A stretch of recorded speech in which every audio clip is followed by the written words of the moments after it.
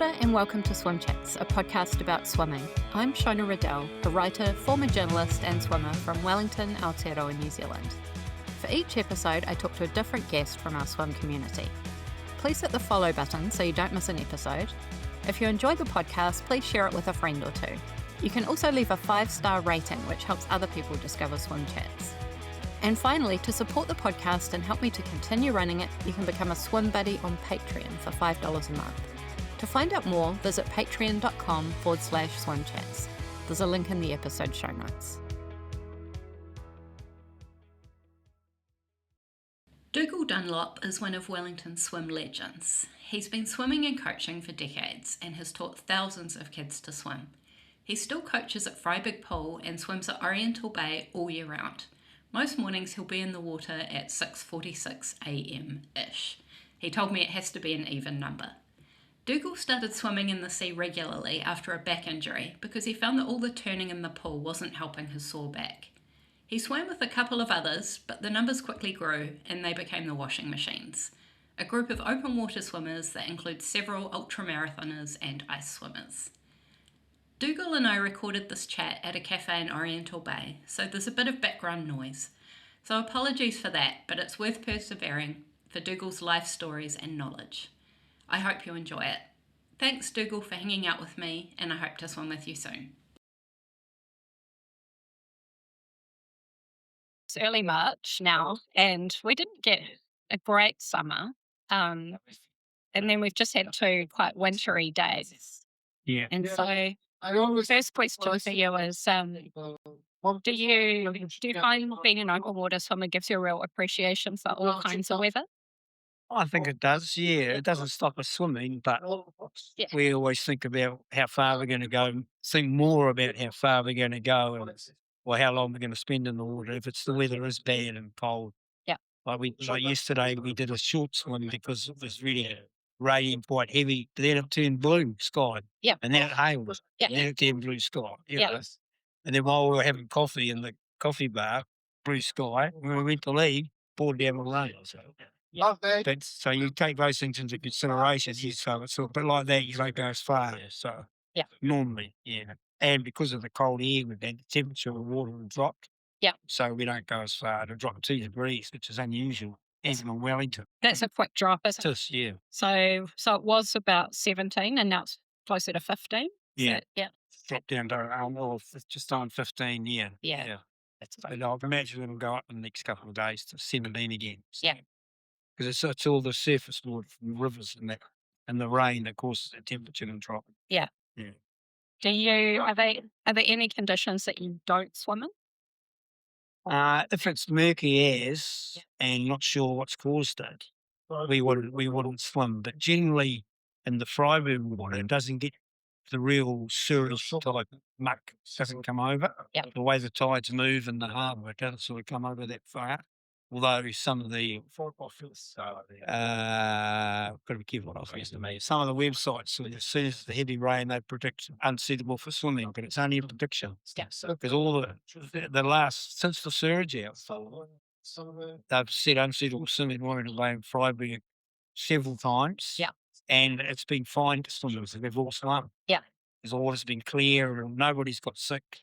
Yeah. They've swum. So some of the prediction things are a bit not right. They're not right. Yes. But they're going to be on the side of caution. I don't blame them. Yeah. That was going to be one of my questions for you because you've been swimming for a long time. Yeah. And I know I've been swimming about 5 years myself, that, there are some swimmers who will listen to the advice and follow it 100%. And that's how they make their decisions. Whereas other people, they might check in with the advice, the official advice, but they have a whole sort of tree around how they decide where and when to swim. And often it's based on what other people are doing, I find, and just their own, looking at the beach, looking at the conditions, and getting to know their own area. That's how that's for you. That's not just me. It's most of the washing machines. Like You're right. yesterday, when Lyle was saying it's unsuitable for swimming, well, I put on the same because of the rain quite heavily. I'd take care getting in, check the water. Yeah. And he would sign me one of the swimmers. Yeah. And gone as early and she said the water's good. Yeah, yes. So that's what we would go with. Yeah. Yeah. Let's talk each other. Yeah. Yeah. Zero experience. Yeah. And I can just walk across the road and look at the water and I'm going. Because they had Oriental Bay I'm sitting with, so Freyberg was still with caution. Yeah. Yeah. It's very close together. You've got a primo spot here. I was thinking I should have brought my tops today. I don't know what I was thinking. Ideal too. It's for feed like that. I did a 2-hour swim out here on Sunday. Yeah. It's a record for me. That's good going. Yeah. I wouldn't be. Oh, I really enjoyed it. Yeah. I'm trying not to get too obsessed about distances, but just, swim as long as I feel like. And I just have this sort of need to keep swimming. Yeah. And so I got to Barb's early on Sunday morning and just kept going a bit longer. That was efficient. So I really felt like I'd earned my chest gone. I did it. It was a bit of a chop. So just only went as far as the first pink buoy. And then sort of just the circles and zigzags. Sometimes I was swimming with other people. Sometimes I was by myself. Because Barb's they go to about 8, don't they? They started at 8, yeah. So I started at 7. And then when they started at 8, I circled back and swam around with them. It's really nice. Saw a few lion's mane jellyfish out there. Yeah, they seem to have disappeared now, though. I haven't seen any for a week now. Yeah, they seem to. I haven't been cuts this year. Oh, you haven't? A couple of us have. Yeah. Me. Yeah, managed to dodge this one pretty narrowly. All my guys reckon they know me and stay away from you. Yeah. So I won't ask you to divulge your age, but I know that you have been swimming a long time. Barb said you used to swim with her brother. That's right. Right? Yeah. Out at Nine Pool. That's right. Yeah. I've known Barb that long. So when I started there, I was 12. Wow. Yeah. So is that where you were born and raised? No, I'm a Linden Tama boy. Oh, yeah. Born and raised. And I swam in town because we had no swimming pools out that way. Yeah. The only one was Condale. Yeah. Outdoor pools. You don't swim there. Yeah. So, but my parents brought me to the hut. Rutherford, the old outdoor Rutherford pool, and the hut. So I learned to swim lessons. Yeah. With Barb's coach. Yeah. Who was Barb's coach at the time. And I had a swimming club in town. Yeah. And I did my swimming at the old Boys and Girls Institute pool. Yep. And we trained after John had taught me to swim. I love swimming, so I kept doing it in a competitive club. Yeah. And I was up to about 12. I was doing 3 training sessions a day. And I went on holiday. My dad used to take us away on a 2-week holiday after Christmas every year. And we went to New Plymouth. And I joined a swimming group there and I swam every day.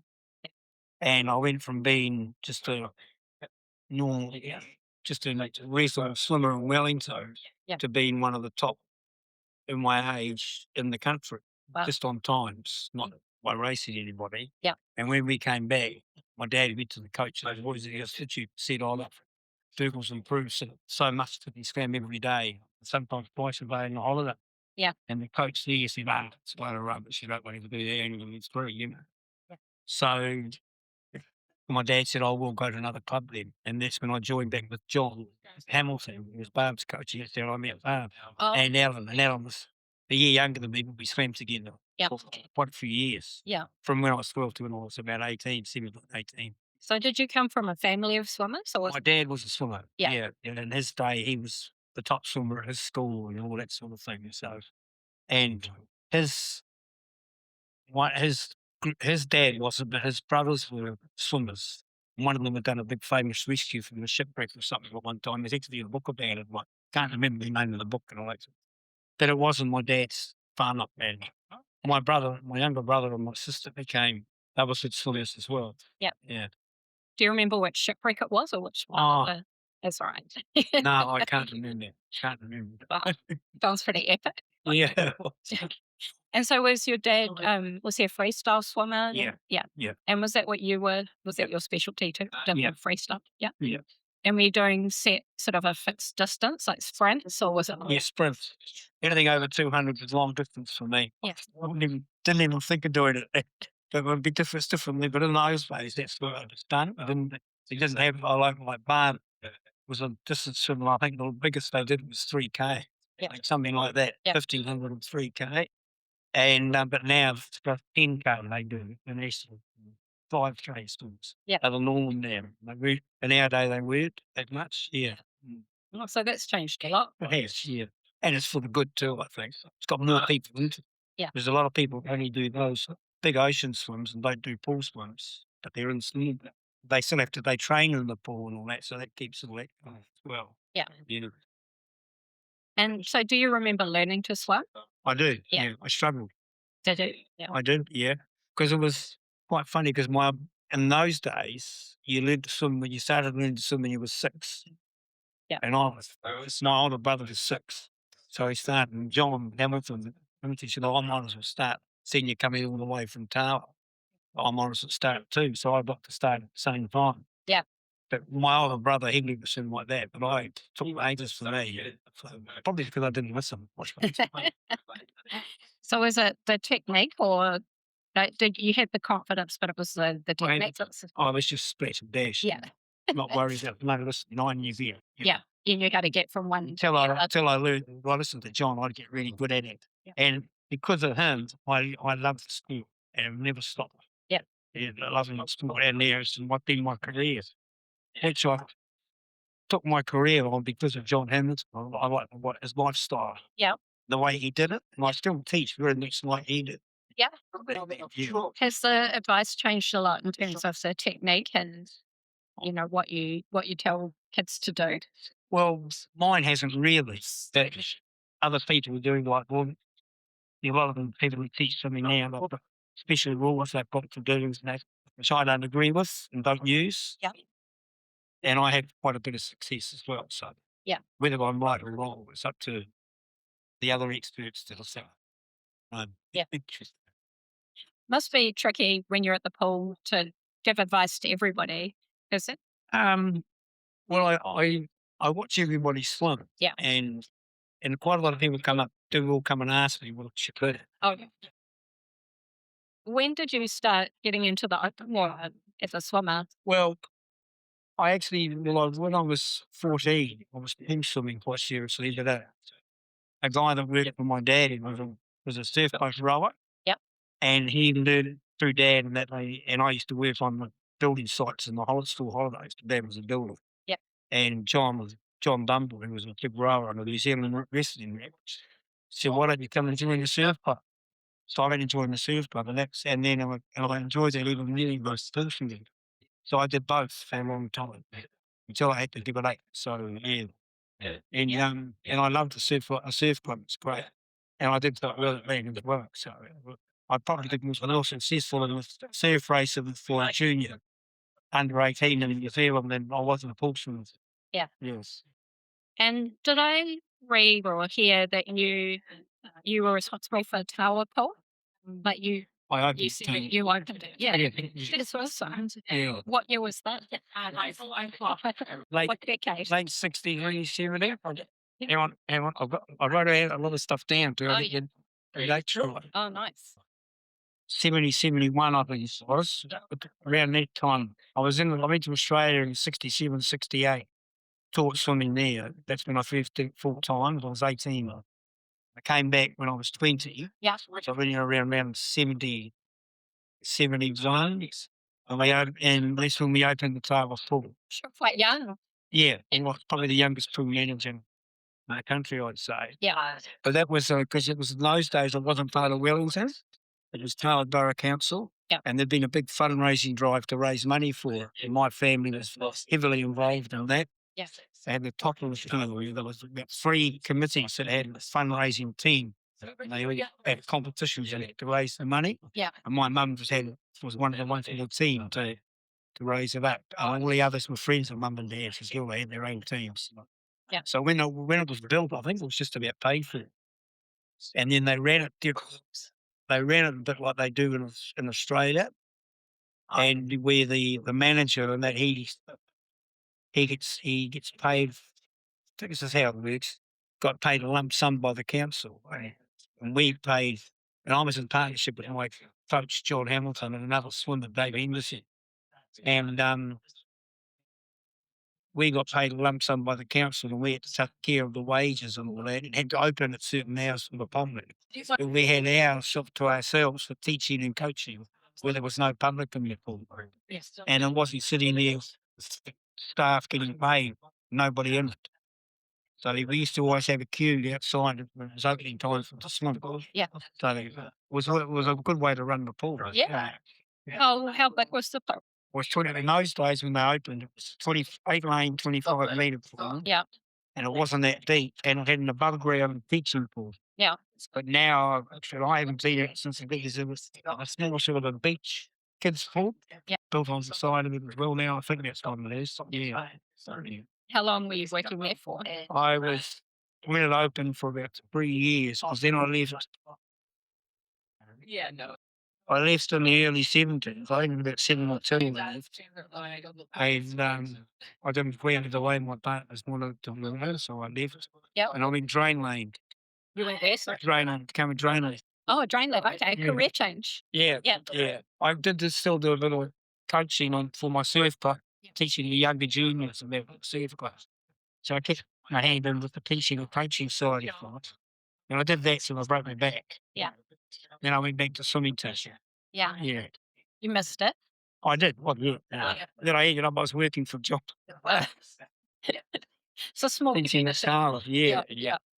And then I went to London in the early 80s. We went for my wife and I was to London. And then I worked at swimming pools over there as a lifeguard. At the Lido outdoor pools, or were they in? No, I didn't work in any outdoor pool. I worked in the indoor pool in Poyners. The Poyners? No, Clapham. And I worked in Shell International's indoor staff pool, which was a same size as Freyberg Pool, but same length, but not as wide, a diving tower. And that was the best, one of the best jobs I've ever had as a lifeguard. We had access to squash courts, indoor swimming pools, rugby fields, and they had a sports club for Shell for all the staff. So it's been playing rugby for Shell and all that sort of thing. It was great. Yeah. They kept my hand in. I did a lot of swimming teaching. Teaching kids if people that worked at Shell, like playing on the weekends, if their families could use it for swimming. Yeah. So I taught quite a few kids to swim. And how did you find coaching there compared to here? So Well, I just did it my way because there was nobody telling me what to do. Yeah. That was very different. I didn't teach freestyle. They should. Yeah. So I used to get them in because the kids didn't have their face in the way, so I got them to do that. A bit different. Yeah. Good time. Good 8 years doing that. Yeah. And then did you come back here again? Or? Yeah. Came back here. And we came back. We came back in February '88. We went over there in 18. Yeah. And I came back to try to get a job and I couldn't get one, so I went back to teaching swimming, working for the Boys and Girls Institute. Yeah. Teaching Learn to Swim, and councils, I had a contract with the Wellington City Council to teach swimming. Yeah. So I ended up teaching full-time Keith Pool, working for the Boys and Girls Institute. Oh, yeah. I did that for a couple of years, and then the council decided they were going to do it themselves, and I had a contact with a local school who jacked up for me to have this. There's an indoor school pool at Johnsonville, and I ended up for 21 years running my swim school there, teaching people to swim. And I taught hundreds of kids to swim from all that area in that pool. Yeah. That's awesome. Yeah. What sort of age group do you tend to teach? Quite young kids? Or? Yeah, I don't like to. If they're confident in the water at 4.5, 5, I'll start them. Yeah. But I don't agree with. I do agree with taking babies into the pool, but I don't agree with structured swimming lessons. Yeah. To me, it's just mum and dad just take playtime and just give them a pair of goggles and put them under the shower, the water on over their head, and then when it comes to swimming lessons, they'll put their face in it. It's easy. Yeah. But now where I'm in the deep pool, I don't really do real beginners, kids who are scared or can't stand up. I won't take them there. They've got to be able to jump in the deep water and dog your paddle to the side or something, and I'll take it to swimming properly from there. So when did you start the washing machines? Was that a while Well, ago? we started that. I'd come from the school in Johnsonville that decided to put the contract for the Lennox Swimming School in for tender and didn't tell me. So, yeah, so I just sort of took that as, well, I don't want me here. And I had started taking people at Freyberg just on parents of kids I was teaching in Johnsonville and just doing it carte blanche, just. And then the council said to me, well, you can't do that unless you've got approval from us. And the manager at the time, I forgot her name, Julie, I think it was, checked up a contract for me to do it at the pool at Freyberg. So I started doing Johnsonville and Freyberg. And then when they did that to me at the school, I didn't tender. And then I was walking across the playground with a letter to ask if I could re-tender. And he was coming across to me to give me things saying, we think you could tender. Oh, right. So I said, what's this about? We're putting it up for tender again, and they hadn't told me they were going to do that. So I just said, so I started coming to Freyberg. One of my best friends from years ago lived just along the road from the pool. He used to swim and swim in the pool a lot. So we decided we would start. And I have got my broken back. I had a bad back. I was swimming help relieve the pain. Yeah. So I used to swim a lot in the pool. And then I got an adult I taught to swim. Wanted to swim myself. So I'd be swimming in the sea 3 times a week. And I noticed that the pain in my back was better if I didn't swim in the pool. I swam only in the sea. So I started swimming in the sea at the time. Yeah. And my mate Mark, he started coming with me. So, and then somebody joined us, and then somebody else joined us. And then Mark remembered a story about my wife, Hazel, was walking along the footpath the other one day, and Mark and I were swimming out there, and this guy said to my wife, not knowing who she was and who we were, look at those guys there, they look like a bloody washing machine. Yeah. So when we started getting more people, we were sort of all set in a group. I didn't know about WhatsApp and that, but Mark, so we can keep in contact, don't he? And he said, what do we call it? Do you remember the story? He said, washing machines. That's why it's the washing machine. Such a good name. Yeah. Sort of stuck, Yeah. You were saying like getting in the sea, you found help your back. Or the cold, you think it was because of the temperature of the water? Not necessarily. It's the fact that he's going a straight line and come back. Right, and not having to turning around all the time, Yeah. Well, I wasn't tumble turning, but just the twist. Yeah. And that, it's not adding that in a 30-minute swim, but it to be there once to make sure it's different for the straight line, right angle. Yeah. Where you make it feel good. Yeah. And I find if I don't have a swim today, when I go to teach at 3, my back will be hurting quite a bit. Right. But if I do the swimming in the morning, I won't start hurting like that until I finish with it. Yeah. At 7 o'clock at night. Yeah. And you swim all year round? Yeah. Yeah. A few people in Wellington do. Yeah. You find a lot of people say to you, I could never do that. It's too cold. So they do, but if they're swimming in the summer, then they'll stick with us. Then you find them 2 years they're doing it. Yeah, they've acclimatised. Like a lot of the guys who swim now with us, they've started with us and got going, and they've stopped when he gets down to 14 and that, or put a wetsuit on and done it. Yeah. Now a lot of those guys don't put a wetsuit on and they go all year. So it gets in your mind and they feel like Sonia who does it with us. Like, people at work, you've been for a swim this morning, haven't you? Yeah. Yeah, because we're just so good. It's quite addictive. Have you ever swum with a wetsuit? Only when I raced in the triathlon, or I did a few triathlon relays and that. Yeah. But now they make you do it. I did one this year with my niece and her husband. Yeah. At Iron Māori, and I tried to get out of it. They said you have to wear it for health and safety reasons. I can't get my head around it. Yeah. You have to wear a wetsuit. Yeah. So I wore one for that. What did that feel like? Oh, I don't like it. But, it's just, I got a lot of stick for it. But yes. from all my mates, so-called mates, yeah. Somebody posted a photo of him and said, it's not really him, In the last episode I recorded, I talked to Brendan Williams. I don't know if you've met Bren. He's Welshman, lovely guy. Yeah, I know. He's really hard case. He's Nice hard guy. case, yeah. Gets everybody having fun in the Yeah, water. yeah. All the people within 20 metres are laughing. Oh, yeah. I love Bren. And we were talking about how he, when he started swimming, he had all the gear on, and had the wetsuit, and like a lot of people, he slowly started shedding it, and now he doesn't even swim with goggles. No cap or goggles. No. Yeah. What about? Do you swim with cap and goggles? I don't swim with cap. I don't like caps. Yeah. And, I wear a cap. You have to wear one if you're racing or competition or something. So I wear one there. Yeah. I wear goggles. Yeah. Yeah. Yeah, Brim won't even wear goggles. And a few of the guys that I swim with don't wear goggles. And one of them, he got a thing coming in his eye a couple of months back. So since that happened, he's wearing goggles. He's put the goggles on. And that's the only reason he does it. Yeah. Doesn't want to get in his eye again. Yeah. But Alan, the other guy, he doesn't. He's in New England now. His wife got a job at Oxford University. They're there for 3 years. So he never swum with goggles. In the pool, he did, not the sea. Right. Yeah. But back in the day, I was doing surf lifesaving in surf race. We didn't wear goggles, but they all do now.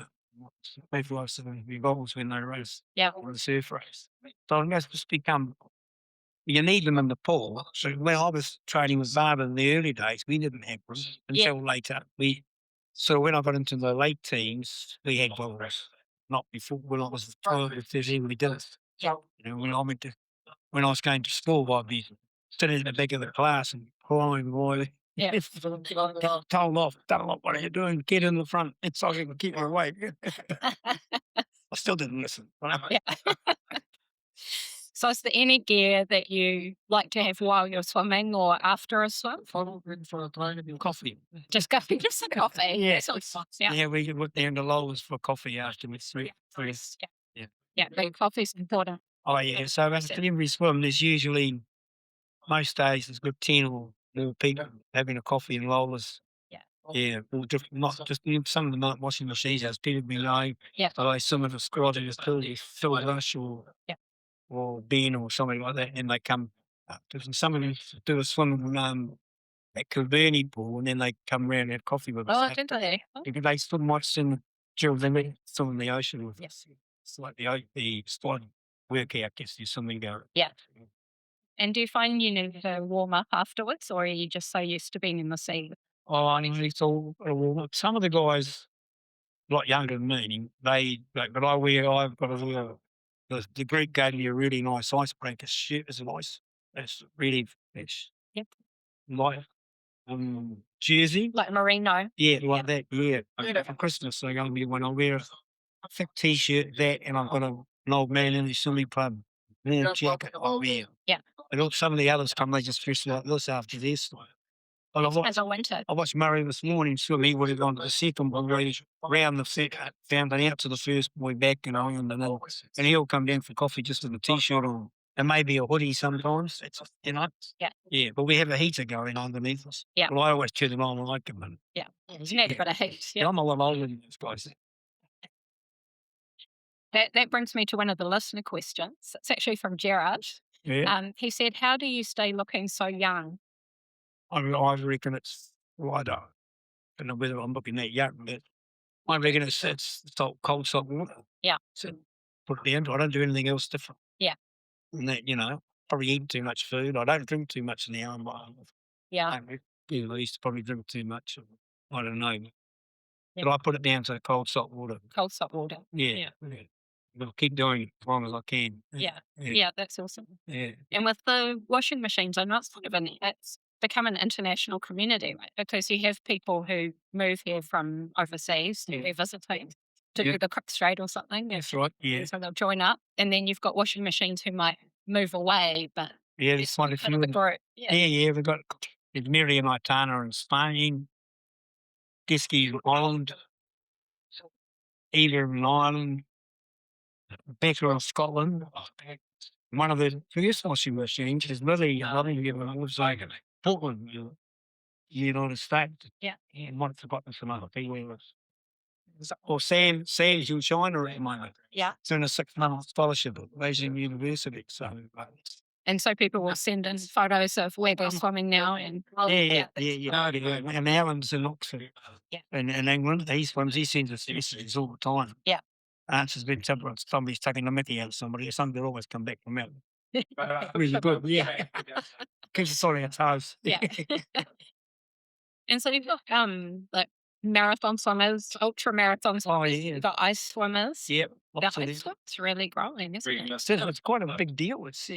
But now, like, I think Omar and Alicia, they're Mexicans on our group that live here. They've done the world champs. So I think Omar's actually won a medal at it.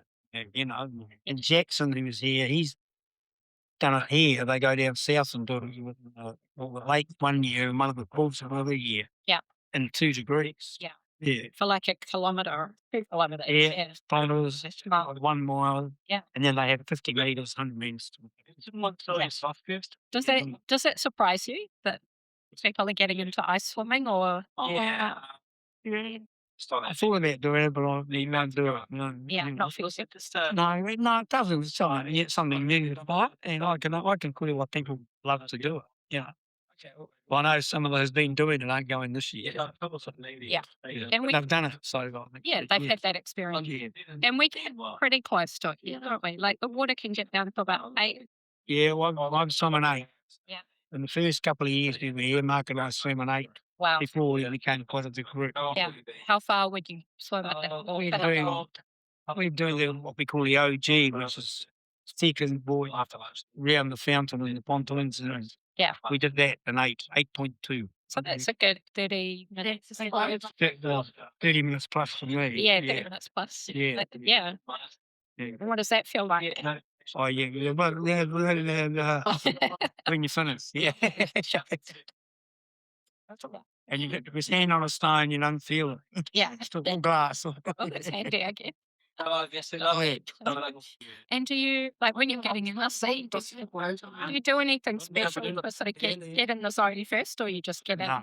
Just get in. That's what I do. Yeah. Some of them some people I've helped them, they get dipped a couple of times before they go. So, they stand there, take around. Murray, he stands there for about 5-10 minutes. And he's probably one of our better swimmers. Right. Then he's off. And he goes, He just needs what takes me 35 minutes, he'll do it in 20 or something like that. Wow. Because sometimes I know you coach people in the sea, right? You coach people in the sea, like helping them build their confidence. Yeah, I'll take beginners. I'm taking a girl who wants to do it. She's a bit nervous again. I'll give her watching her swim in the pool on Friday. Then I'll go with her in the city. Yeah. Keep her company till she does it. And I've done that with one of the ladies who lives in the apartment. She's used to swim a lot, but she's real nervous about it. So I've been doing it. Yeah. Just to do it again. Yeah. And quite a few of the guys who swim, I'll go with them. People I've taught to swim, I'll just show them shaders them until they go. Yeah. What sort of things do you say to them to help them build their confidence? Well, just think about something you like doing, just swim. Yeah. Yeah. Listen to my voice in your head. Yeah. Tell you how good you are. You'll be all right. Yeah. Things like that. What do people get nervous about? Things that might be underneath them. Yeah. Not being able to stand up, not being able to see further than your hand. Yeah. Which is like it is most of the time. Especially now with the cruise season, big cruise ships coming in. Yeah. Steers it up a bit and it gets a little bit sandy, milky with the sediments. Yeah, the vision when it becomes even up because a lot of the muck that gets in the harbour doesn't come over the side so much. Yeah. You can see like somebody came over from the hut and said it was brown in Petone the other day. It's clear airs over here. Yeah. Yeah. Just sort of comes across and goes right. It gets a body. Yeah. Yeah. We talked about lion's manes before, but have you had many encounters with marine life swimming out here in the harbour?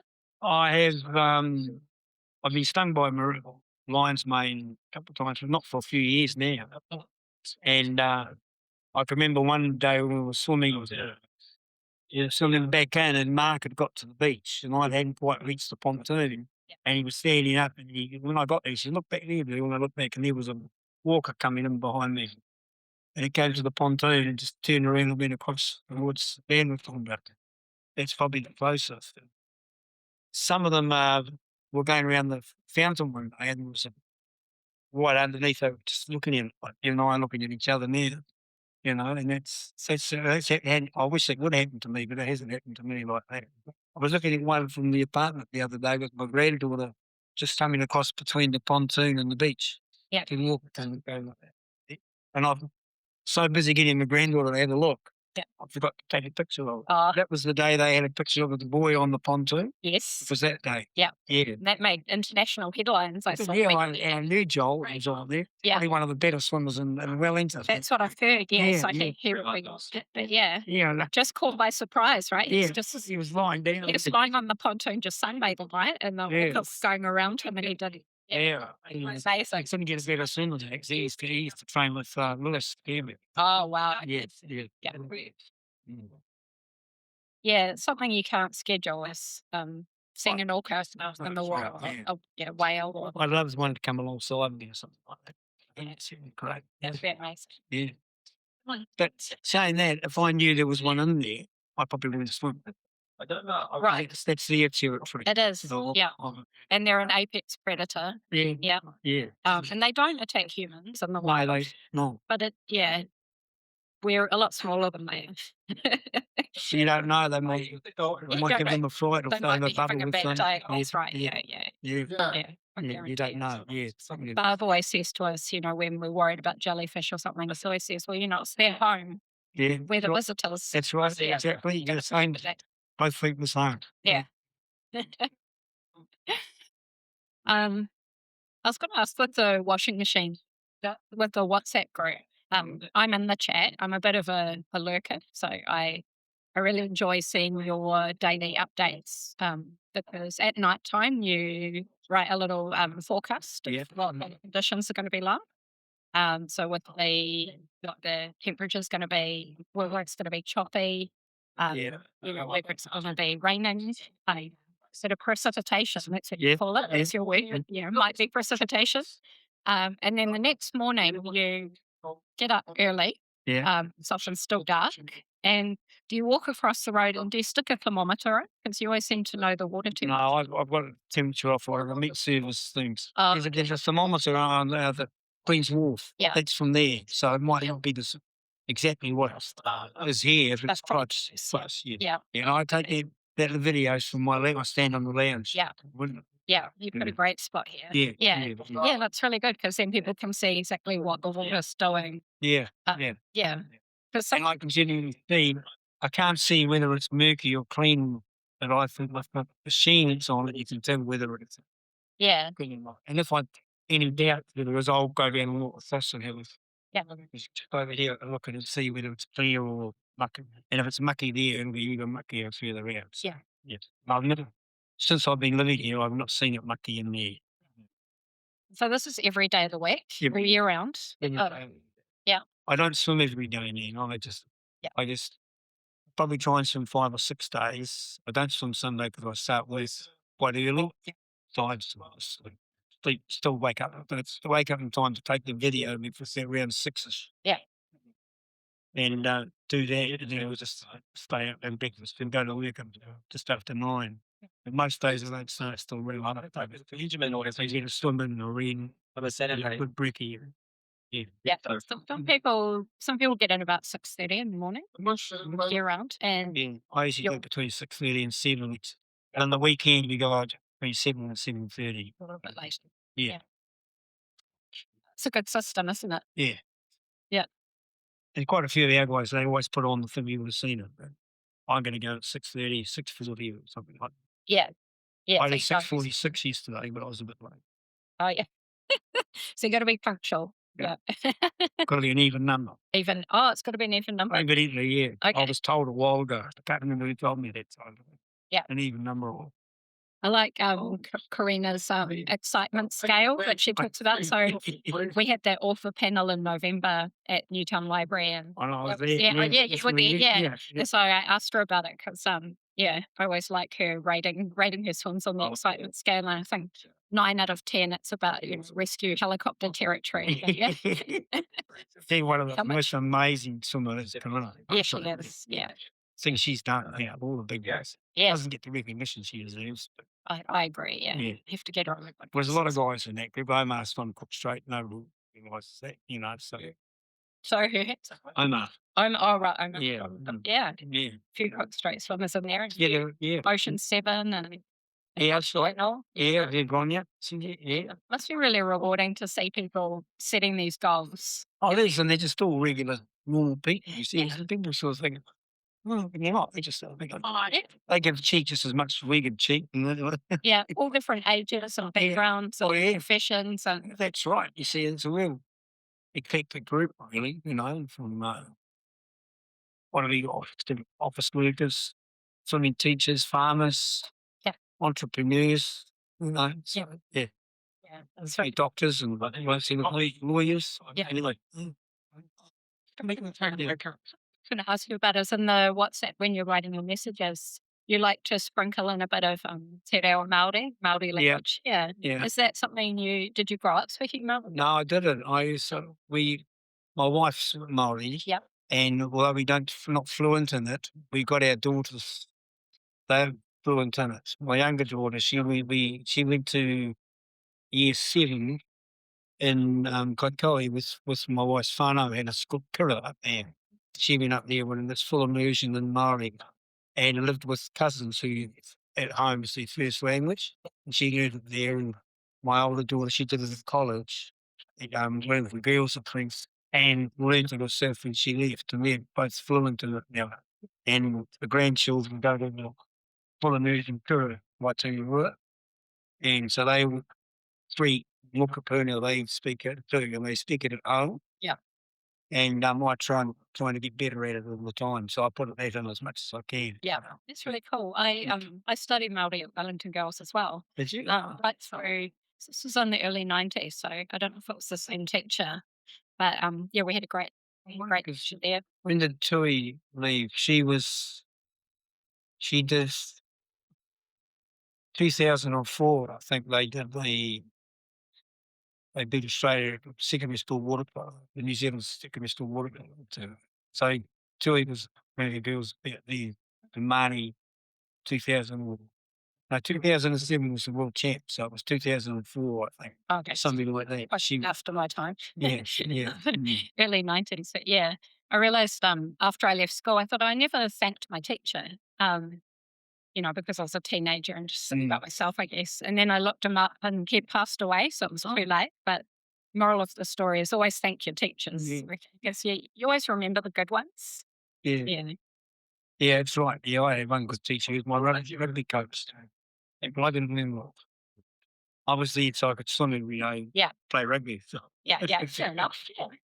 It's your calling, swimming. What is it? Dougal does nothing positive and absolutely and positively nothing. But was that what they said? That's what one of my primary school teachers did in the report. Yeah. Sometimes those comments stick with you as well, and then you just think it's funny. Yeah, you laugh about it. You also want to prove them wrong, It's like Oh yeah, and my headmaster at college told me that swimming wasn't a real sport. Oh, and I'd never make a living out of it. Yeah. It's like what they used to say. I got the cane for my reaction to it. Oh, really? Yeah, they had the cane in those days. Yeah. It's a bit like the Beatles, how they were told, you can't make a living from music. Yeah, that's right. Yeah. So you can make a living from anything you're good at. Yeah. That's right. Yeah. Whatever my dad said that I never had a job. So. Yeah, right. Well, you do what you love, right? And then it doesn't feel like a job. Yeah. But it's been your career for most of your life. Well, for all my life. Yeah. Started when I was 14. That's when I first taught. With Charlotte at the Boys and Girls Institute on Sunday morning. Yeah. Used to help them with, I think it was special needs or badly asthmatic kids or something. Yeah. The Scorpio had a training session there, I think it was. We used to help them with them first and then swim. Barb would have done one of the time. Yeah, she talked about that, Yeah. And then I just kept, I helped at the swimming club on club nights and all that sort of stuff. Yeah. And then when Charlotte came up, I went to Australia, did that there. Yeah. And he came back to the car. Yeah. done it ever since. Which part of Australia were you in? I was in Brisbane, Yeronga. Oh, yeah. Then a big the guy I worked for, one of the guys that I became partners with at the time, David Henderson, he was over there working. Yeah. And I just went over because he was there. And I did a bit of labouring the next year. So then he got me a job at that swim teaching site. Yeah. And then I became sort of the only lifeguard there and swimming teacher there with Brian, the guy that ran it. He had the contract, was running with the big, running the Charlotte Pool. Yeah. And he put a heated outdoor 25-metre pool, and I taught him that. The big 50-metre pool that was there. Yeah. That was just the same temperature as the heated pool in summer because of the sun. Yeah. Oh, right. But I learned lots of him about teaching people to swim too. Yeah. He was really good. If you could give everybody one piece of advice about improving their swimming, what would you say? Touch your leg every stroke of freestyle. Should lead every stroke. Freestyle. Yeah. Which part of your leg? Top part of your leg? Yeah, as far down as you can go with the thumb. Yeah. So is that when you finish your catch? Just getting people. Yeah, when finishing stroke coming out of the water. Yeah. I find that'll keep you in a straight line. Yeah. And you'll end up finishing the stroke in the right place with your hand in the right place. Yeah. So most people come out with their hand by their waist and their hand turned around letting the water go. You need to do that. It's like there's a guy coming swimming in the pool at the moment, he's only with one arm, and the stroke was literally that big. So I said to him, and he was going like this. Zigzagging, yeah. Yeah, zigzagging down the pool. I said, just try and touch the leg every stroke. Yeah. Even if you don't, if you try to, now he goes in a straight line. That's awesome. He's an amazing guy. He comes a couple of times a week now and swims a few legs and a bit of job. It's really inspiring. Yeah. I think we got problems. I know. We got to complain. Well, he's my hero at the moment. Yeah. Come away, such a nice guy. Always in the way. Yeah. It's really cool. Yeah. Yes. Seeing people enjoy their water too. Yeah. It's rewarding. Yeah.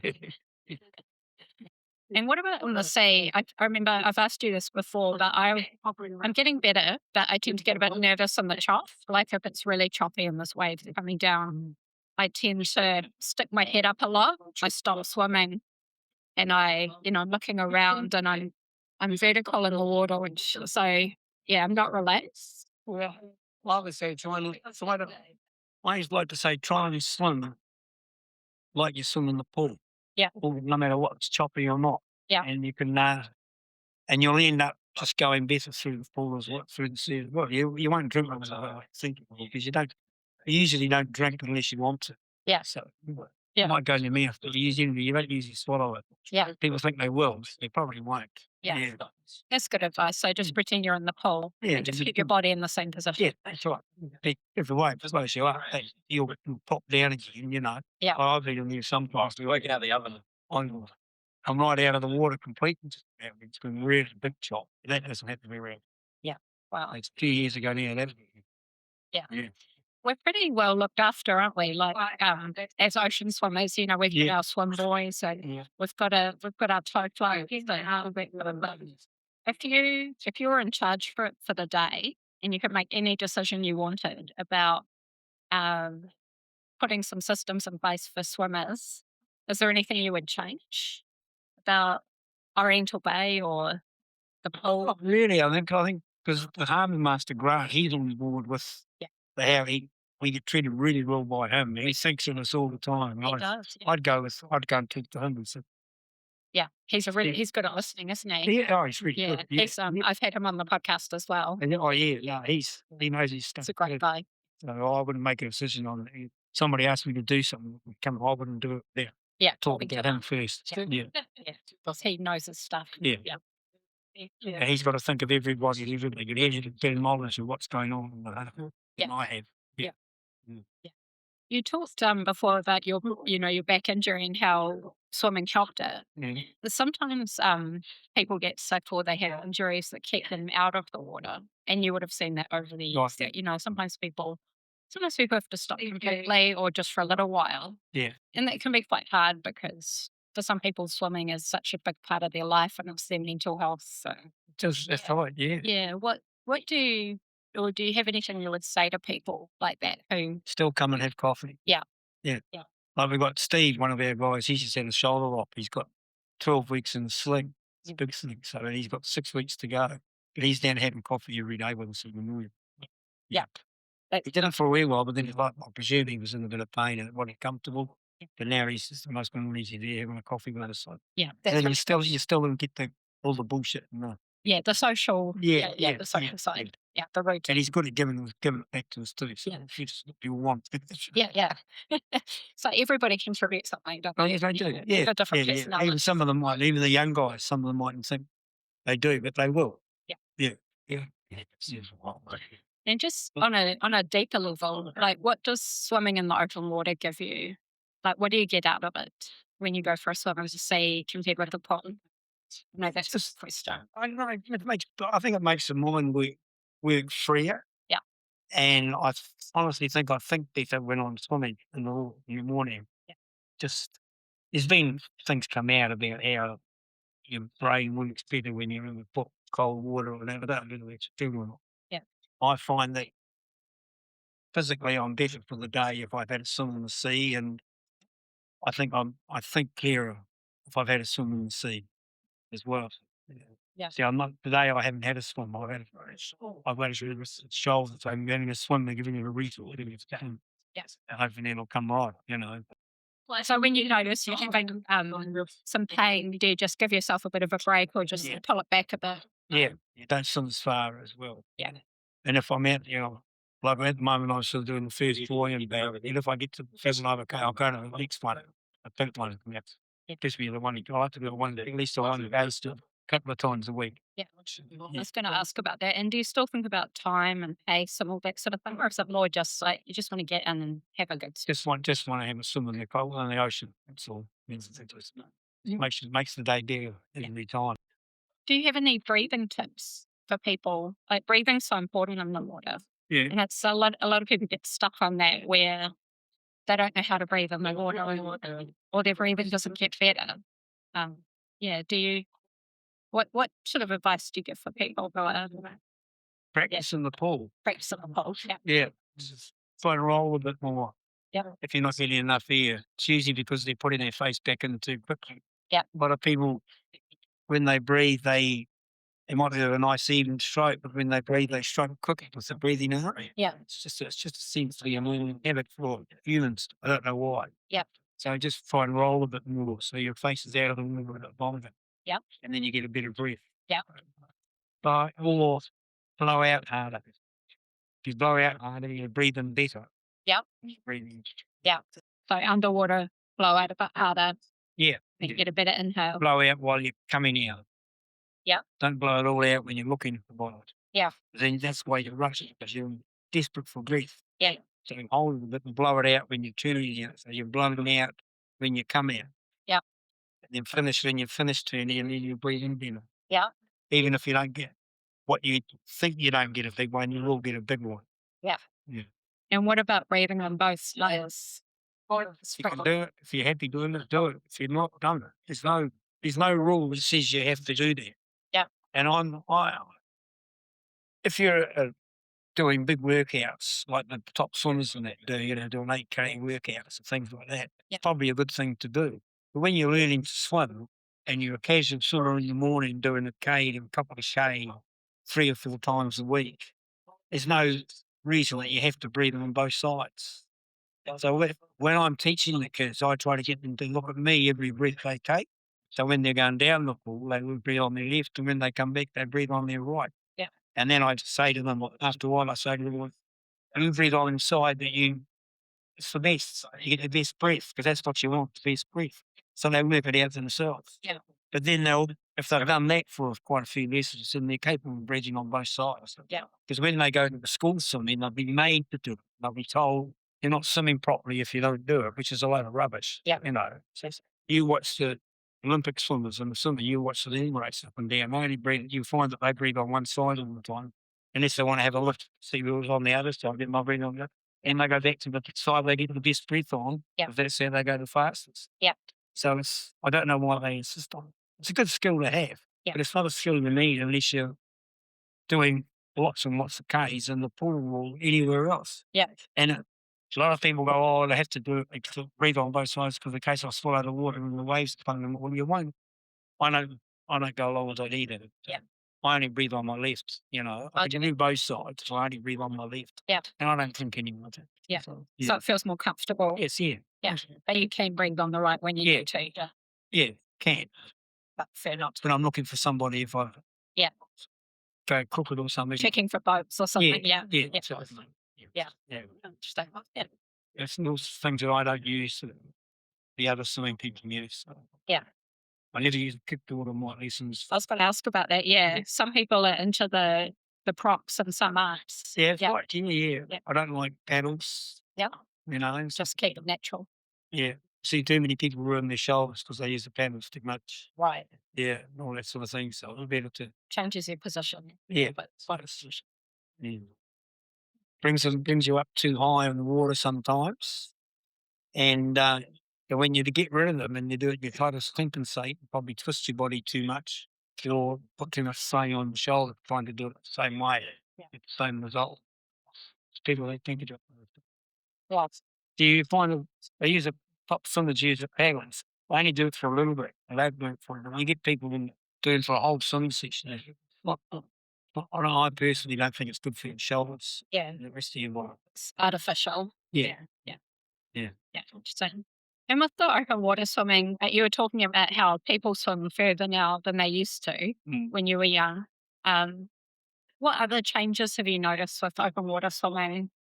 Like since you were doing it as a it's just become more popular. Yeah. I remember when I started to do it regularly, there'd be my mate Mark and I and just a couple of others, and Barb's group were sort of the only ones that did it. But now there's people out there every day, all day, every day doing it. That 10 years ago you didn't get that. Yeah. So it's become more popular. Just check my list. We've talked about it. Is there anything you want to talk about that I haven't asked you about yet? No, you asked everything. Really. I've asked everything. Yeah.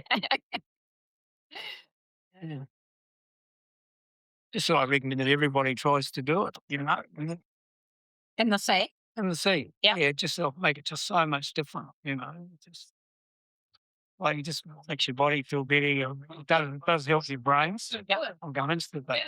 Yeah. And the so-called experts that come in with all the stuff out, they're the same too. Yeah. It's a bit cooler, even better for you. Apart from here in Oriental Bay, have you got other places that you swim? You ever got on the bay? Occasionally do a Tino Bay swim. That's my old surf club. Oh, yeah. Because Michelle, one of the girls in the group, lives there. They do it Sunday morning. They used to swim. But I don't go out there. It's so easy. Yeah, why would you go anywhere else? Yeah. Literally a stone throw away from the ocean. They're saying that a lot of the people driving here every day and swim from there. So, yeah. So it's so protected and clear. Sometimes if I haven't done one in the morning, I'll just cross the road. I've got a 1K nip I can do out here. Yeah. And then walk back across the road. Yeah. Perfect. Yeah. This is your ocean pool, isn't it? Yeah, it's the best pool in the world. Yeah, I reckon. Oh, thank you, Dougal. Oh, thank you. Feels like a privilege to talk to you. So much Experience. experience and knowledge. So, It's a pleasure to talk to you. Thank you very much. Thanks for listening to this episode of Swim Chats. Please remember to follow or subscribe to the podcast so you don't miss an episode. And if you enjoyed it, you can leave a 5-star rating and review, which helps other people find it too. Enjoy the water, and we'll see you next time.